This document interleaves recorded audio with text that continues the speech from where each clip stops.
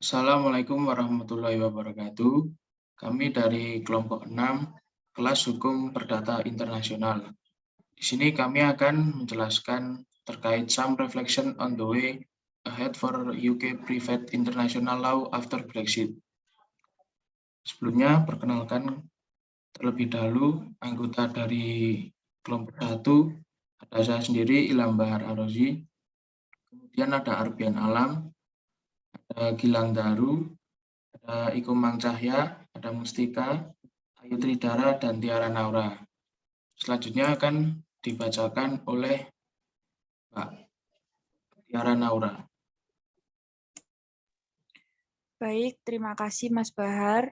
Pada tanggal 31 Desember 2020, Inggris telah memasuki akhir periode implementasi untuk menyelesaikan penarikannya dari Uni Eropa. Mulai tanggal 1 Januari 2021, Inggris bukan merupakan pihak pada Konvensi Lugano dan hanya dapat menjadi pihak lagi apabila UE Denmark, Islandia, Norwegia, dan Swiss menyetujui aksesi Inggris Raya. Sejak tanggal itu juga, Inggris masih memberlakukan peraturan Roma I dan II tentang hukum yang berlaku dalam kaitannya dengan kewajiban kontraktual dan non-kontraktual. Artikel ini membahas mengenai langkah-langkah yang harus diambil oleh Inggris untuk mengembangkan hukum perdata internasional. Langkah yang harus segera diambil salah satunya dengan menerima aksesi negara-negara lain pada Konvensi Bukti Den Haag dan penculikan anak, serta memperluas cakupan ratifikasi konvensi orang dewasa Inggris ke Inggris, Wales, dan Irlandia Utara. Dalam keperluan konsultasi, terdapat peluang besar terhadap kepemimpinan dengan meratifikasi Konvensi Penghakiman Den Haag tahun 2019. Di Inggris, sebagai demonstrasi praktik konstitusional terbaik, kerjasama antara pemerintah Inggris dan administrasi yang dilimpahkan harus dilakukan untuk mempertimbangkan bagaimana hukum internasional swasta intra-Inggris dapat direformasi. Hal ini dilakukan agar terhindar dari tuduhan bahwa Brexit akan melihat Inggris dijalankan oleh generalis yang memberikan terlalu sedikit perhatian dan bobot pada pandangan para ahli yang mencakup keterlibatan Inggris dalam pekerjaan HJCH di masa depan. Saya kembalikan kepada Mas Bahar. Baik, selanjutnya terkait dasar hukum. Yang pertama ada Konvensi Den Haag tentang layanan tahun 1965. Yang kedua, Konvensi Den Haag tentang perceraian tahun 1970. Yang ketiga, Konvensi Den Haag tentang bukti tahun 1970. Yang keempat, Konvensi Den Haag tentang penculikan anak tahun 1980. Yang kelima, Konvensi Den Haag tentang perlindungan anak tahun 1996. Yang keenam, Konvensi Den Haag tentang pilihan pengadilan tahun 2005. Yang ketujuh, ada Konvensi Den Haag tentang pemeliharaan tahun 2007. Kemudian lanjut ke pembahasan. Kita dilanjutkan dengan Mas Arbian. Ya, terima kasih Mas Bahar. Yang pertama yaitu Inggris harus menjadi pihak dalam Konvensi Penghakiman Den Haag 2019. Inggris memiliki kepentingan kebijakan yang kuat dalam melindungi Inggris dalam menyelesaikan masalah sengketa pribadi lintas batas. Untuk meyakinkan pihak dari negara lain dalam kelanjutan proses pengadilan di Inggris, dalam Konvensi Penghakiman Den Haag 2019 akan meningkatkan jumlah putusan pengadilan Inggris yang dapat diakui dan ditegakkan di luar negeri apabila konvensi tersebut diratifikasi di tempat lain. Kemudian yaitu menerapkan hukum model persemakmuran tentang pengakuan dan penegakan hukum perdata dan komersial. Inggris dapat menerapkan beberapa ketentuan dari hukum model persemakmuran, khususnya beberapa aturan yurisdiksi tidak langsung yang tidak ada dalam pasal 5 Konvensi Penghakiman Den Haag 2019. Dengan sistem harmonisasi minimum akan mempermudah perluasan yurisdiksi kewajiban non-kontraktual dengan cara yang telah diatur dalam hukum model persemakmuran. Saya kembalikan ke Mas Bahar. Baik, terima kasih Mas Arbian. Selanjutnya bisa dibacakan oleh Mas Gilang Daru. Siap, Mas Bahar. Kemudian, Konvensi Pilihan Pengadilan Den Haag 2005.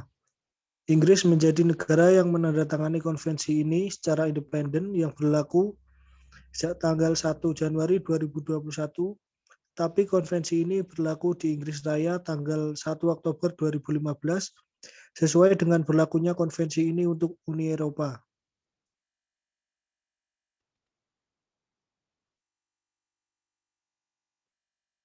Kemudian Konvensi Pengambilan Bukti Den Haag 1970.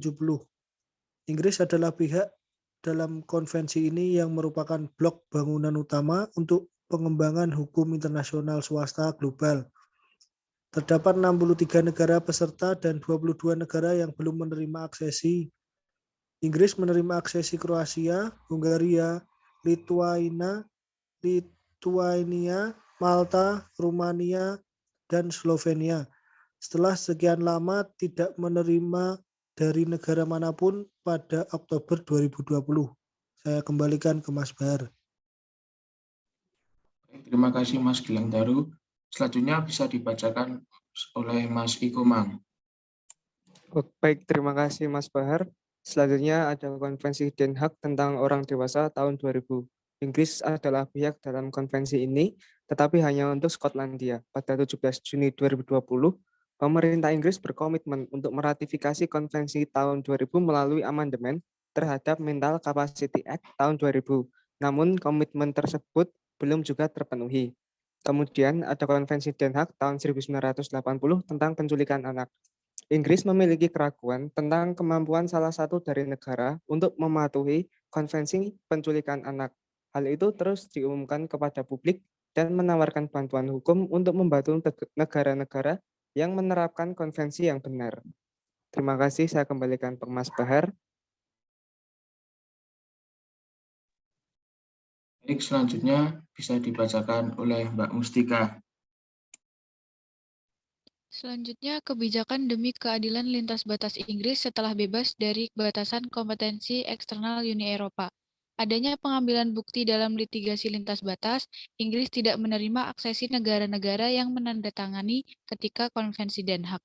Inggris memiliki kebijakan bekerja untuk penyatuan progresif aturan hukum internasional swasta beserta anggota-anggota HCCH karena Inggris merupakan salah satu anggota pendiri Statuta HCCH modern tahun 1955. Konvensi Den Haag baru peran utama Inggris. Dalam memperkuat otonomi partai dan penyelesaian sengketa, Inggris mempromosikan pengembangan konvensi baru dengan meyakinkan negara lainnya untuk menyiapkan suatu konvensi baru mengenai keluarga khususnya pada adopsi antar negara, yang dimana Inggris bekerja secara aktif dalam Konvensi Den Haag tentang orang tua dan protokol tentang surogasi antar negara. Saya kembalikan ke Mas Bahar. Oke, selanjutnya ada Pil Intra Inggris. Setiap reformasi Pil Intra Inggris harus dilakukan setelah studi akademis dan empiris yang tepat yang melibatkan para ahli dari ketiga sistem hukum Inggris. Ini harus memastikan bahwa ahli yang sudah mapan berada di jantungnya, atau misalnya Dr. Christy Hood KJ yang memberikan makalah yang sangat baik tentang topik ini pada lokakarya AHRC pertama. Kemudian bagian kesimpulan bisa dibacakan oleh Mbak Dara.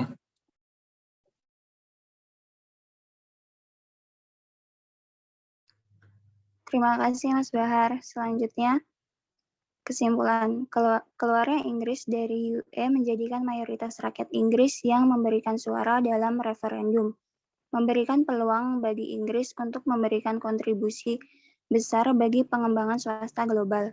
Hukum internasional, meskipun Inggris masih memiliki peran penting di balik layar dalam banyak pertemuan koordinasi delegasi UE di Den Haag dan memang di Dewan Kelompok Kerja di Brussel, membantu Komisi mempersiapkan posisi UE yang akan diambil di Den Haag. Hal ini harus menemukan cara untuk melibatkan orang-orang terbaik dalam delegasi Inggris di Den Haag dan tidak hanya mengandalkan pegawai negeri.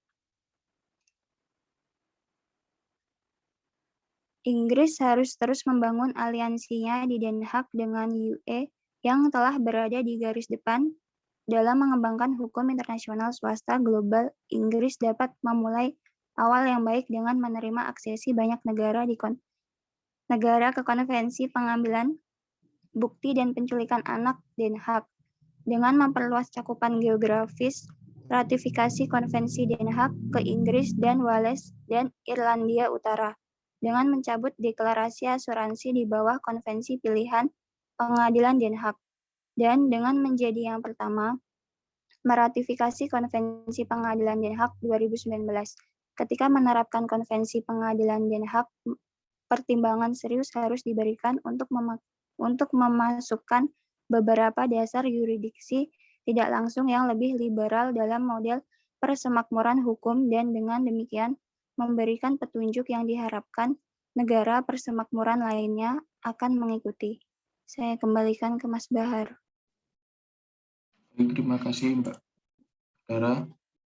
Mungkin cukup sekian presentasi dari kelompok kami. Apabila ada kesalahan mohon dimaafkan. Mungkin nanti bisa memberikan komentar di kolom YouTube. Nanti ini video akan diupload. Sekian presentasi dari kelompok kami. Terima kasih. Assalamualaikum warahmatullahi wabarakatuh.